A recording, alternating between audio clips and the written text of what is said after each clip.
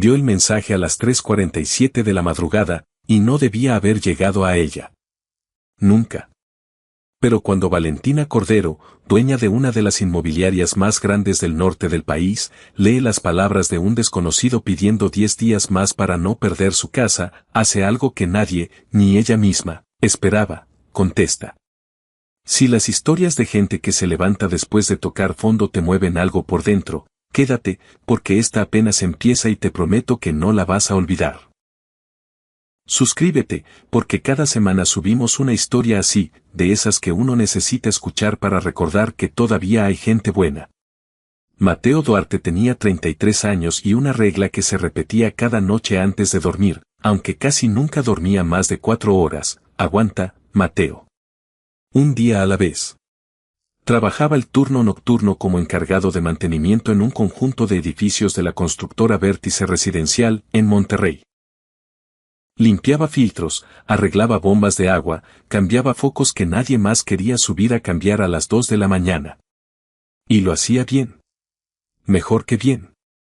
Porque para Mateo, cada tubería tenía una lógica, un lenguaje propio, y él sabía escucharlo.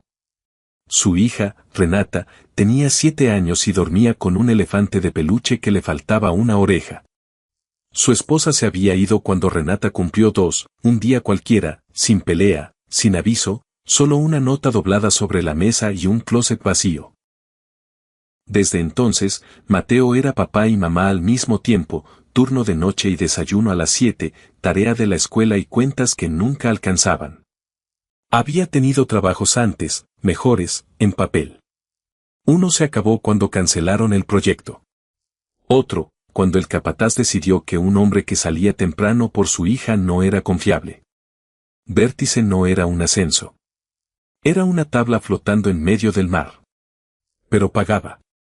Y eso, en ese momento de su vida, era todo lo que importaba. Esa noche de octubre, cuando llegó a su departamento después del turno, encontró un papel pegado en la puerta. Letras rojas. Aviso de desalojo, 48 horas. Ignacio Farías, su casero, llevaba meses cobrándole recargos que Mateo no entendía bien, intereses que crecían solos como si tuvieran vida propia. Mateo entró, revisó que Renata siguiera dormida, se sentó en la mesa de la cocina con el aviso, su celular y 42 pesos en la cartera. No tenía a quién llamarle. Su hermana en Ciudad de México apenas sobrevivía con lo suyo. Sus excompañeros de la constructora se habían dispersado como hojas en octubre. Doña Carmela, su vecina, una señora jubilada que cuidaba a Renata cuando él trabajaba, ya le había prestado dinero 2 veces, no podía pedirle más. Así que hizo lo único que le quedaba, escribió un mensaje. Uno desesperado, uno que solo se escribe cuando ya no queda orgullo que cuidar. Le explicó a su casero que tenía un pago asegurado en 10 días. Le pidió, casi rogándole, una prórroga. Le prometió que lo firmaría por escrito si hacía falta, lo mandó. Y en la pantalla de confirmación apareció un nombre que no era el de Ignacio Farías, Valentina Cordero. Mateo se quedó viendo la pantalla como si el celular le hubiera hablado en otro idioma. Valentina Cordero era la dueña de Vértice Residencial. 2 semanas antes había mandado un comunicado a todo el personal, un mensaje formal sobre un nuevo programa de vivienda social. Y al final venía su número, para dudas o comentarios. Mateo lo había guardado por costumbre, como guardaba cualquier contacto oficial, por si algún día había una emergencia de mantenimiento que necesitara escalar rápido. Su nombre había quedado guardado justo arriba del de su casero. Y esa noche, agotado, con los ojos ardiendo de sueño, Mateo se equivocó de contacto por un solo renglón. Mandó otro mensaje de inmediato. Perdón, era para otra persona, por favor ignórelo. Sin puntuación, casi sin aire. Dejó el celular boca abajo sobre la mesa y respiró como si hubiera corrido 10 kilómetros, el celular vibró, no quería mirar. Se obligó a mirar, Valentina había leído los 2 mensajes. Le pidió la dirección del departamento, el monto exacto que debía, y el nombre completo del casero. Nada más. Ni una palabra de lástima, ni un qué pena, ni un emoji de esos que la gente manda para quedar bien sin comprometerse a nada. Solo preguntas directas. Enviadas a las 4 de la mañana, lo cual significaba que estaba despierta, lo cual significaba que había leído su mensaje al instante. Mateo contestó. No supo bien por qué, quizás una mezcla de shock y de no tener ya ningún otro movimiento posible. Le dio la dirección. Le dio el monto. Le dio el nombre de Ignacio Farías. La respuesta llegó minutos después: no salga del departamento. No firme nada. Preséntese mañana en mi oficina, a primera hora. Leyó el mensaje 3 veces. Después apagó la luz de la cocina y se quedó sentado en la oscuridad, sin saber, honestamente, qué sentir. A las 7 de la mañana llevó a Renata con doña Carmela. La señora lo miró a la cara, no preguntó nada, solo abrió la puerta y le dijo que tuviera cuidado. Mateo le agradeció con un abrazo que no necesitó palabras. Las oficinas de Vértice Residencial ocupaban un edificio de cristal en el centro de Monterrey, de esos que se ven imponentes desde 3 cuadras antes de llegar. Mateo solo había entrado siempre por la puerta de servicio, la de atrás, la de los uniformes grises. Ese día se paró frente a la entrada principal con la única camisa blanca que tenía bien planchada, y tuvo que obligarse a cruzar la puerta de vidrio como si fuera territorio prohibido. La recepcionista lo dejó subir sin hacer una sola pregunta, lo cual significaba que Valentina ya había avisado su nombre en recepción. Ese pequeño detalle lo inquietó más de lo que esperaba. Significaba que ella había pensado esto con calma. Que ya había tomado una decisión sobre él antes de que él llegara. Y él todavía no sabía cuál era esa decisión. La oficina de Valentina estaba al fondo de un pasillo alfombrado, demasiado silencioso para las 8 de la mañana. La puerta estaba abierta. Ella estaba de pie frente a la ventana, mirando hacia el cerro de la Silla a lo lejos. Se giró cuando lo escuchó entrar y le señaló la silla frente a su escritorio. Era más joven de lo que Mateo había imaginado por la foto de la página web. 30 y tantos, tal vez de su misma edad. Vestía un saco oscuro y no sonrió. No hizo ninguno de esos gestos que la gente hace para que uno se sienta cómodo. Siéntese, señor Duarte, fue todo lo que dijo. Se sentó. Valentina puso una carpeta sobre el escritorio y le explicó que la empresa tenía un fondo de emergencia para empleados en crisis de vivienda, pero que nunca se había hecho disponible para trabajadores temporales, no por una política escrita que los excluyera, sino porque nadie se había fijado en ese hueco. Le dijo que su caso la había hecho revisar los términos con más cuidado esa misma mañana y que la exclusión, en realidad, no existía en el reglamento. Era una costumbre que se había vuelto regla sin que nadie la escribiera. Mateo escuchó todo esto en silencio. Después ella agregó algo más, que el edificio donde él vivía formaba parte de un portafolio con financiamiento indirecto ligado a Vértice a través de un fondo de desarrollo comunitario. Que el plazo de desalojo que le habían dado no coincidía con las condiciones de protección al inquilino que ese fondo exigía. ¿Y eso qué significa?, preguntó Mateo. Que quiero investigarlo antes de que usted haga cualquier cosa, respondió ella. No firme nada que Farías le mande. No pague bajo presión. No se salga del departamento por su cuenta. Mateo se quedó callado un momento y después dijo lo que traía atorado desde que subió al elevador. Necesito dejar algo claro. Yo no mandé ese mensaje a propósito. No estoy buscando limosna, ni quiero que mi problema se vuelva su problema. Si hay un fondo al que de verdad tengo derecho, quiero pedirlo como cualquier otro empleado. Pero no quiero que hagan nada por lástima. Llevo 6 años solo con mi hija, y nos ha ido bien sin que nadie sintiera lástima por nosotros. La última frase le salió más dura de lo que quería. Valentina lo miró un momento largo, con una expresión que Mateo no supo leer. No estoy haciendo esto por lástima, dijo finalmente. Lo estoy haciendo porque se emitió un desalojo de 48 horas contra un inquilino en un edificio conectado al financiamiento de mi empresa, y eso no es como debe funcionar el programa. Su mensaje fue un accidente. Lo que le está pasando a usted, no. Mateo no dijo nada. Se puede ir si quiere, agregó ella. Es su decisión. Pero si se queda, voy a tratar esto como trataría cualquier otro problema operativo, viendo los hechos y haciendo lo correcto. Pensó en Renata preguntándole a doña Carmela esa mañana si iban a estar bien. Pensó en la manera en que lo había preguntado, no con miedo exactamente, sino con cuidado, como una niña que ya aprendió a leer los silencios de los adultos. Se quedó. El puesto oficial se llamó Coordinador de Mantenimiento y Operaciones. Un puesto real, con sueldo real, prestaciones y un escritorio en el tercer piso. Mateo aplicó por la vía interna, igual que cualquier otro empleado. Llenó el formulario, entregó su historial laboral, pasó una entrevista formal con 2 personas del área de instalaciones. No le pidió ayuda a Valentina para nada de eso. Se lo había prometido a sí mismo antes de siquiera escribir su nombre en la solicitud. Se ganó el puesto porque conocía los edificios mejor que cualquiera de los otros candidatos. 6 meses de turnos nocturnos le habían dado un conocimiento profundo de cada sistema mecánico en las propiedades principales de Vértice. Había arreglado cosas que el equipo de día ni siquiera había notado que estaban rotas.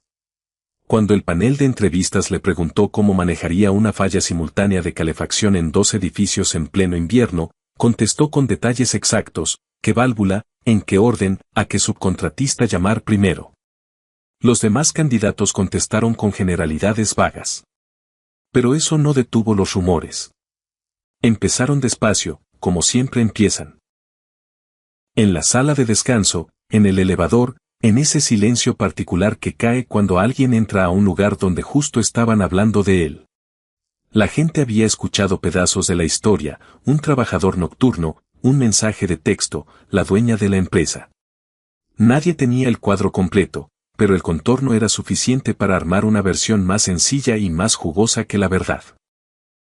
Que se había topado con la simpatía de la persona correcta en el momento correcto, y que ahora ocupaba un escritorio que no se había ganado. Mateo escuchaba fragmentos de esto. No respondía a ninguno. Lo que hizo, en cambio, fue trabajar. La primera prueba de fuego llegó 3 semanas después. Uno de los edificios más antiguos del portafolio de Vértice, en la colonia Independencia, tenía un sistema de calefacción tan parchado que ya nadie en el equipo actual entendía bien cómo funcionaba. Llevaban 2 inviernos de quejas. La solución anterior había sido cambiar una bomba de circulación, pero el problema regresó. El gerente del edificio pidió una evaluación externa que costaría varios miles de pesos y tomaría 3 semanas en agendarse. Mateo pidió revisarlo primero. Pasó 2 noches en el cuarto de máquinas con los planos originales, copias físicas que encontró en un archivero que nadie abría desde hacía años, y siguió la configuración a mano, línea por línea. El problema no era la bomba. Era una válvula de zona mal instalada durante una remodelación de los 90, que desviaba el flujo lejos de los pisos altos. La reparación tomó una tarde y costó menos de 500 pesos en refacciones. Pero mientras hacía las revisiones finales, encontró algo más. Una orden de suministro que, a simple vista, parecía rutinaria, pero las cantidades no cuadraban. Los materiales listados no correspondían a ninguna reparación real que él pudiera encontrar en el historial. Cruzó la factura contra las órdenes de trabajo y encontró un vacío demasiado grande para ser un simple error de redondeo. Alguien había facturado materiales que nunca se usaron. Fotografió los documentos. Los guardó en una carpeta en el cajón de su escritorio y se dijo a sí mismo que ya encontraría la forma correcta de manejarlo. No sabía todavía que esa carpeta cambiaría todo. Rodrigo Salcedo llevaba 11 años en Vértice. Tenía esa clase de seguridad que solo da estar tanto tiempo en un lugar que uno empieza a creer que el lugar le pertenece.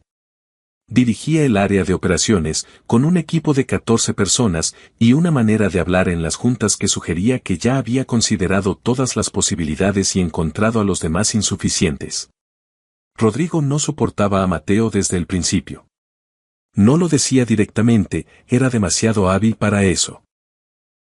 Se notaba en la manera en que se refería a él en las juntas de equipo, siempre con un ligero énfasis en la palabra temporal, como si el nuevo puesto todavía no le hubiera quedado claro.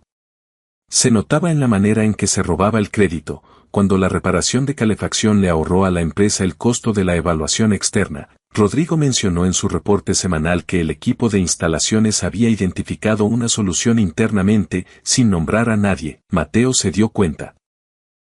Guardó esa información junto con todo lo demás, y siguió adelante. Las cosas se pusieron más tensas después de que Mateo llevó sus hallazgos a Valentina. Había dudado casi una semana antes de hacerlo. Las irregularidades que había encontrado no se limitaban a un solo edificio. Una vez que supo qué buscar, encontró patrones parecidos en otros 3 inmuebles. Sobrecostos pequeños en materiales. Cargos contra órdenes de trabajo que no existían. Patrones lo bastante sutiles para pasar una auditoría superficial, pero lo bastante consistentes, uno junto al otro, para sugerir que había algo deliberado. Llevó la carpeta a la oficina de Valentina un jueves por la tarde. Puso los documentos sobre el escritorio y se los explicó uno por uno, sin adornar nada, sin acusar a nadie por nombre. Solo mostró los números y explicó dónde no cuadraban. Valentina se quedó callada mucho rato después de que terminó. Miraba los papeles más que a él, y Mateo pudo ver esa quietud particular de alguien que está procesando implicaciones que no había anticipado. Vértice había construido su identidad pública alrededor de la idea de desarrollo responsable, cercano a la comunidad. Tenía programas sociales. Tenía una fundación. Sus campañas mostraban familias sonrientes frente a edificios bien cuidados.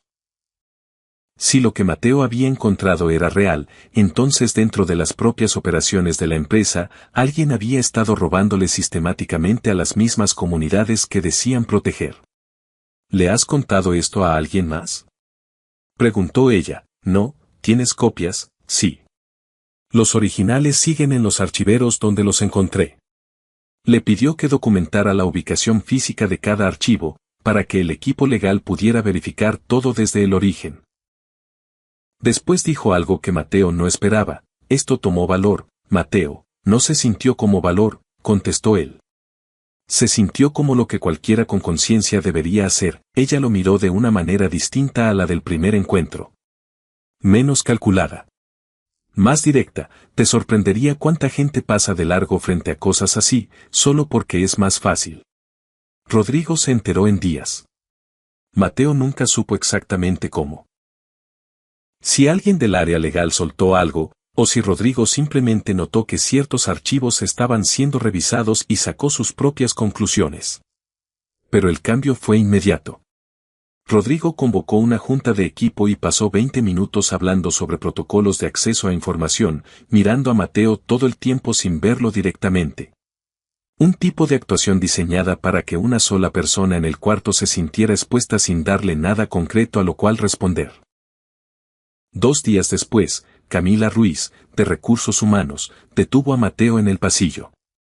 Le dijo que había una queja por acceso no autorizado a archivos operativos. Lo dijo con tono neutro, esa voz que usa la gente cuando entrega información que todavía no ha decidido cómo sentir. Le dijo que necesitarían una reunión formal. Mateo preguntó quién había puesto la queja. Camila le dijo que no podía compartir eso todavía. Él ya lo sabía de todas formas. En la reunión formal, Rodrigo había presentado un reporte por escrito acusando a Mateo de acceder a archivos de proveedores fuera del alcance de su puesto, sin autorización adecuada. Adjuntó un registro de acceso al sistema mostrando las credenciales de Mateo abriendo archivos en una subcarpeta de gestión de proveedores. Mateo le explicó a Camila que había accedido a esos archivos durante una auditoría estándar de mantenimiento. Que había estado en el cuarto de máquinas del edificio de Independencia, había encontrado documentación física en un archivero sin llave y había revisado los registros digitales para confirmar lo que estaba viendo. Lo hizo en horario laboral, con su propio usuario, y lo había documentado todo en sus notas de proyecto. Camila escuchó con atención. No parecía convencida del todo, pero tampoco hostil. Dijo que la investigación tendría que seguir su curso. Mientras tanto, Ignacio Farías llamó. Mateo no había sabido de él desde que el equipo legal de Vértice había hecho contacto 2 meses antes, una llamada que había resultado en un plan de pagos y el retiro del proceso de desalojo. El tono de Farías era distinto ahora. Dijo que habían surgido nuevos recargos. Dijo que el plan de pagos tenía una cláusula que Mateo había entendido mal. Dijo que si no se cubría el saldo ajustado completo en 10 días, reiniciaría el proceso de desalojo. La coincidencia no era coincidencia. Mateo lo sabía perfectamente. Todo convergió en una sola semana: la investigación de recursos humanos, la presión renovada de Farías, y después, la junta. La que Mateo recordaría más claramente de todo ese periodo, no por lo que se dijo, sino por lo que pasó al final. Rodrigo había convocado una revisión operativa más amplia, presentada como una evaluación trimestral de desempeño. Había 8 personas en la sala. Mateo era el único de su nivel. Como 20 minutos entrados, Rodrigo cambió del orden del día a lo que llamó una preocupación sobre estándares profesionales. Dijo, con el tono de alguien haciendo una observación y no una acusación, que era importante que todos en el equipo operaran dentro de su rol definido, y que las circunstancias personales, por más comprensibles que fueran, no debían confundirse con calificación profesional. No dijo el nombre de Mateo. No hacía falta. Mateo miró la mesa.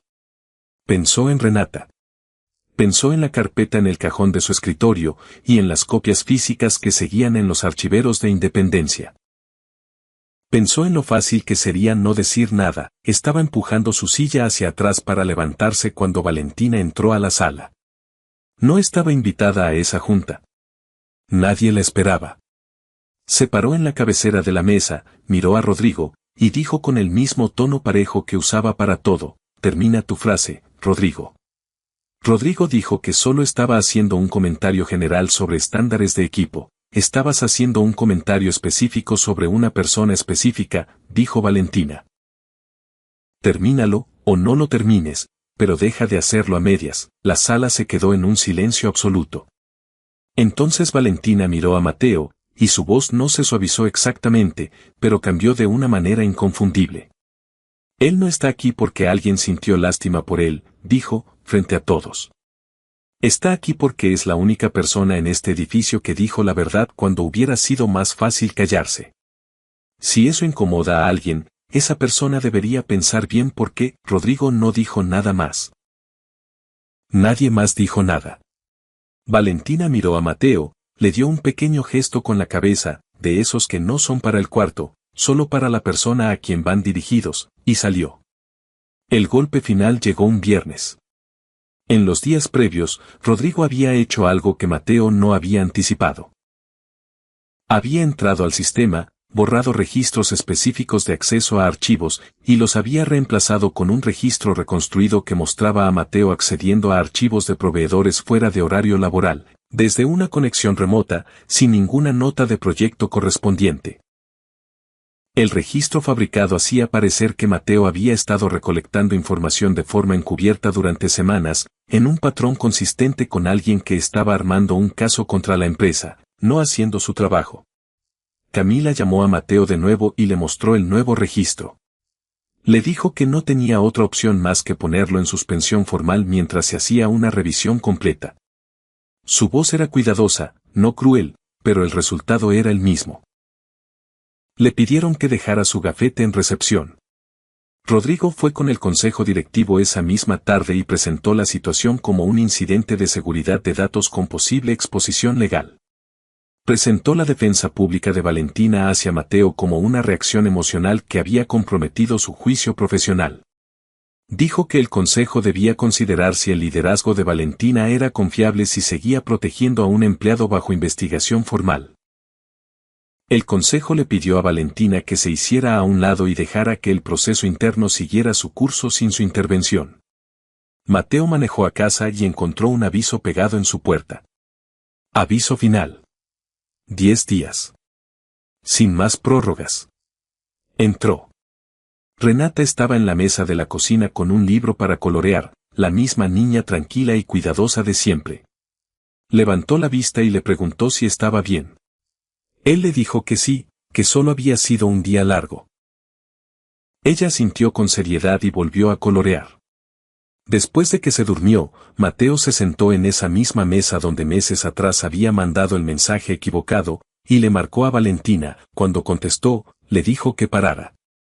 Le dijo que él no valía que ella perdiera la empresa que había construido. Le dijo que aceptaría la suspensión, que encontraría la manera de limpiar su nombre por su cuenta y que resolvería lo de la vivienda solo. Le dijo que se protegiera a sí misma. Valentina se quedó callada un momento del otro lado de la línea. Después dijo, vete a dormir, Mateo. No tomes ninguna decisión esta noche, hablo en serio, lo sé. Vete a dormir. Se quedó sentado en la mesa un rato después de colgar. El libro de colorear de Renata seguía abierto, un dibujo a medio terminar de una casa con puerta amarilla y flores en la ventana.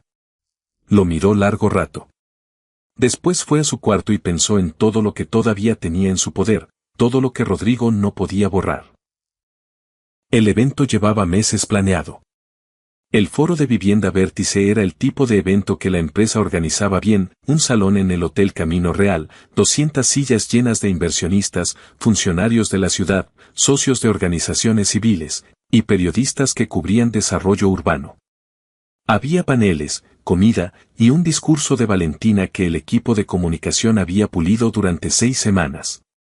El tema de ese año era comunidades que perduran. Mateo no estaba invitado. Estaba suspendido. Estaba, esa misma mañana, en su departamento con una caja de cartón, decidiendo qué guardar primero de las cosas de Renata. El aviso final había dicho exactamente lo que decía. Farías había cumplido. Iban a cambiar las chapas esa tarde, y Mateo tenía hasta el mediodía para sacar lo que pudiera cargar. Doña Carmela ya se había llevado a Renata con el pretexto de hornear algo juntas, para que la niña no viera a su papá empacando su cuarto en cajas. Mateo se movía por las habitaciones con calma, metódicamente, como enfrentaba cada problema, una cosa a la vez, en el orden correcto. Ya había llamado a 2 refugios. Ambos tenían lista de espera. Había llamado a su hermana en Ciudad de México la noche anterior. Ella tenía un departamento de 2 recámaras y sus propios problemas, pero dijo que sí sin dudar un segundo, y eso casi lo quiebra, la rapidez de ese sí, la ausencia total de condiciones. Le dijo que podría necesitar una semana, quizás 2. Ella le dijo que dejara de hablar y se fuera para allá. Estaba doblando la chamarra morada de Renata para meterla en la caja cuando sonó su celular. Era doña Carmela. No habló de inmediato, y Mateo pudo escuchar de fondo ese sonido particular de una niña tratando de no llorar y no logrando del todo contenerse. Después la voz de Renata, delgada y cuidadosa, la voz que usaba cuando trataba de sonar más grande de lo que era. Le preguntó si había hecho algo malo. Le preguntó si por eso ya no podían quedarse en su casa. Mateo se sentó en la orilla de la cama de Renata con la chamarra morada entre las manos. Le dijo que no. Le dijo que no había hecho nada malo, ni una sola cosa, nunca. La voz se le sostuvo. No supo cómo, cuando colgó, se quedó un momento con el celular en las piernas. Después se levantó, guardó la chamarra en la caja, tomó la carpeta que había guardado en el cajón de su escritorio y salió por la puerta. Había estado pensando en los archivos físicos desde hacía semanas. Los registros digitales que Rodrigo había fabricado solo podían contrarrestarse con algo que Rodrigo no pudiera tocar. Y lo que Rodrigo no podía tocar era el papel. Papel de verdad, en archiveros de verdad, en cuartos de máquinas y bodegas de edificios donde Mateo había trabajado 6 meses antes de que nadie le diera una credencial de acceso o un escritorio o una razón para pensar que sus notas algún día importarían. Había guardado copias de todo. Era un hábito construido en años de trabajo de mantenimiento, donde la culpa de cualquier problema casi siempre caía sobre quien no podía comprobar lo que había hecho o no había hecho. Mateo había aprendido, desde temprano, que la única protección confiable era la documentación. No digital, no dependiente de un sistema que alguien más controlaba, sino papel impreso, hojas de inspección firmadas, notas escritas a mano con fecha, lugar y el nombre de quien estuviera presente. La carpeta contenía 3 meses de registros de mantenimiento de 4 propiedades, cruzados contra las facturas fraudulentas. Mostraban exactamente qué se había pedido, qué se había usado en realidad y cuál era la diferencia. Mostraban órdenes de trabajo cerradas como completas con materiales que nunca llegaron. Mostraban la firma de Rodrigo aprobando órdenes de compra que no correspondían a ninguna reparación legítima. El registro digital que Rodrigo había manipulado mostraba cuando Mateo había accedido a ciertos archivos, pero los registros físicos mostraban el porqué. Y eran anteriores al acceso digital por meses, porque Mateo había estado recolectando esas pruebas en papel mucho antes de abrir un solo archivo de proveedores en el sistema de la empresa. Manejó hasta el Camino Real. Se estacionó 2 cuadras antes porque no le alcanzaba para el ballet. Se quedó en el coche con la carpeta en el asiento del copiloto, pensando en lo que estaba a punto de hacer. No lo hacía solo por él. Lo hacía por la misma razón que lo había llevado a mostrarle los documentos a Valentina la primera vez. Porque la gente lastimada por lo que Rodrigo había hecho era gente que no podía darse el lujo de que la lastimaran. Familias pagando cuotas infladas que no debían. Inquilinos perdiendo sus casas por una deuda fabricada. Gente exactamente como él, sin poder, sin visibilidad, sin manera de saber que el sistema que se suponía debía protegerlos estaba siendo vaciado, en silencio, por alguien que había decidido que ese dinero le pertenecía. Tomó la carpeta y entró. El salón estaba a la mitad de un receso entre sesiones cuando Mateo llegó. La gente estaba de pie en grupos, con tazas de café, el murmullo bajo de las conversaciones de negocios llenando el espacio. Se movió por la orilla del salón buscando a Valentina y la encontró cerca del escenario, hablando con alguien de la oficina de planeación urbana. Ella lo vio y se quedó quieta un instante que nadie más habría notado. Se disculpó y cruzó hacia él. Mateo le entregó la carpeta. Tengo los registros físicos, dijo. Todo lo que encontré, con fecha, con mi propia letra, de antes de que tocara un solo archivo del sistema. Los originales siguen en los edificios. Puedo mostrarle a quien sea dónde encontrarlos. Valentina miró la carpeta. Lo miró a él. Le preguntó cómo había entrado. El evento está listado como abierto a la comunidad en la página de Vértice, dijo. Y yo soy comunidad, esté o no de acuerdo la empresa en este momento. Algo cambió en la expresión de Valentina. No una sonrisa exactamente, pero algo cercano. Tomó la carpeta, revisó las primeras páginas y dijo, quédate aquí. Caminó hacia el escenario, habló brevemente con el coordinador del evento y tomó el micrófono antes de lo previsto en el programa. El salón se quedó en silencio. La gente esperaba el discurso preparado, las palabras pulidas sobre inversión comunitaria que el equipo de comunicación había perfeccionado durante 6 semanas. En cambio, recibieron algo distinto. Valentina dejó a un lado sus notas. Dijo que había planeado hablar ese día sobre lo que Vértice estaba construyendo. Dijo que, en cambio, necesitaba hablar sobre lo que acababa de descubrir que estaban desmantelando desde adentro. No leyó de la carpeta. Habló desde lo que ya sabía, desde el trabajo de verificación que su equipo legal había estado haciendo en silencio desde que había visto los primeros documentos de Mateo semanas atrás. Y desde lo que acababa de confirmar en las páginas que él le había entregado minutos antes de subir al micrófono. Le contó al salón que una revisión interna había descubierto un fraude sistemático de facturación en las operaciones de proveedores de Vértice, facturas falsas, cuotas manufacturadas, y un patrón de conducta que había contribuido directamente al desalojo de inquilinos en propiedades ligadas al Fondo de Desarrollo Comunitario de la empresa. Dijo que la empresa detendría operaciones en el portafolio afectado de inmediato, pendiente de una auditoría completa. Dijo que cada familia que hubiera pagado cuotas que no debía sería identificada y el dinero, devuelto. Dijo que las personas responsables serían reportadas a las autoridades correspondientes. Después dijo algo más. Dijo que la persona que había encontrado todo esto, que lo había documentado y lo había traído a la luz a un costo personal que no iba a minimizar, estaba al fondo del salón, y que su nombre era Mateo Duarte. 200 personas voltearon hacia el fondo, donde Mateo estaba parado con su camisa blanca planchada y las manos a los costados. No se movió. No actuó para el salón. Solo se quedó ahí, firme, como siempre había estado en los peores momentos, no porque no tuviera miedo, sino porque ya no había nada más que hacer excepto sostenerse en pie. Rodrigo estaba en el salón. Había estado sentado cerca del frente, con la delegación oficial de la empresa. Y cuando Valentina terminó de hablar, fue el primero en ponerse de pie, no para aplaudir, sino con el lenguaje corporal de un hombre calculando su siguiente movimiento. No había siguiente movimiento. Los documentos que Mateo había llevado incluían copias físicas de firmas de aprobación que eran de Rodrigo. Los archivos originales seguían exactamente donde Mateo había dicho que estarían. El registro digital fabricado por Rodrigo podía compararse ahora contra un rastro de papel que lo precedía por meses. Cuando el equipo legal de Vértice llegó al foro esa misma hora, no llegó a proteger a Rodrigo. Llegó porque Valentina había estado trabajando con ellos en las semanas anteriores, construyendo con cuidado el expediente probatorio que los documentos originales de Mateo habían puesto en marcha. Rodrigo había asumido que suspender a Mateo y presionar al consejo bastaría para enterrar el asunto.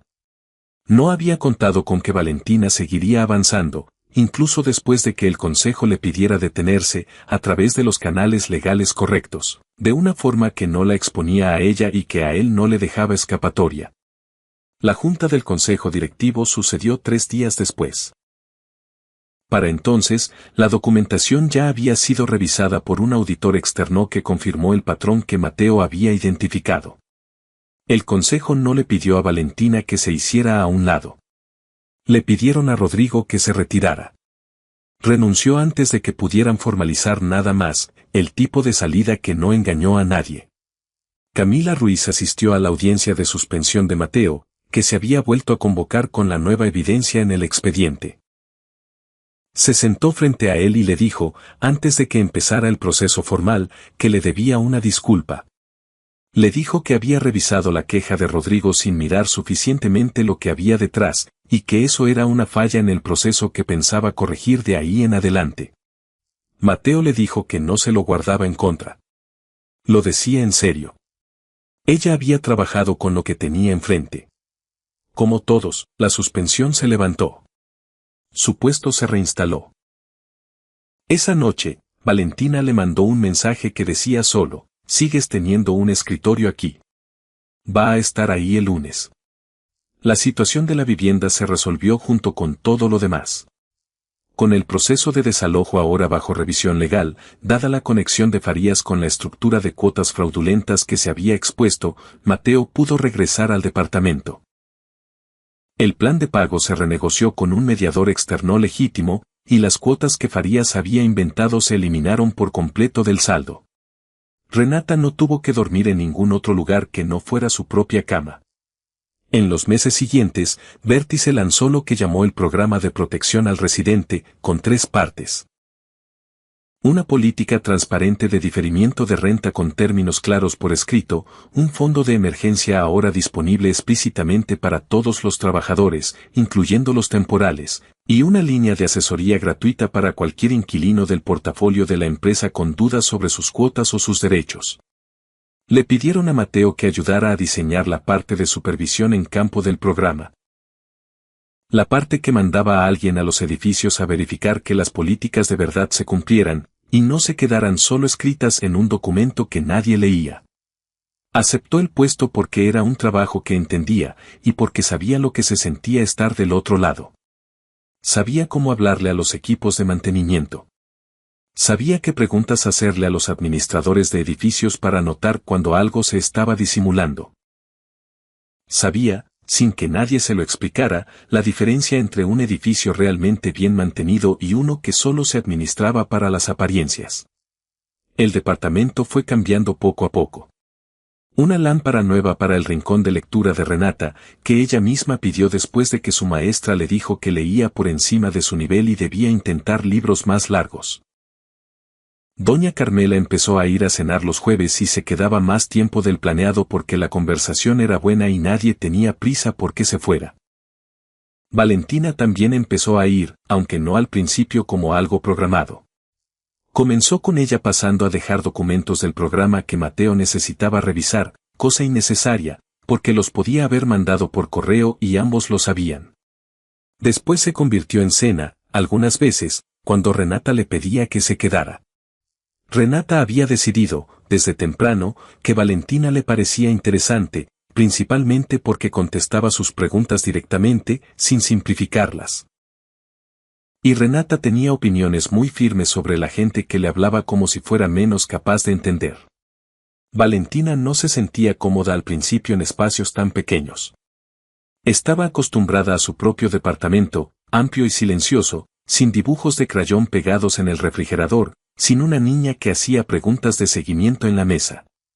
Pero la incomodidad, en el caso de Valentina, era algo que ella atravesaba, no algo de lo que huía. Aprendió los ritmos de esa cocina pequeña. Aprendió que a Renata le gustaban los huevos sin la parte líquida, y que Mateo hacía el café tan cargado que la mayoría de la gente le agregaba agua después. Una tarde de otoño, Renata terminaba su tarea en la mesa de la cocina mientras Valentina, sentada enfrente, revisaba unos documentos de trabajo.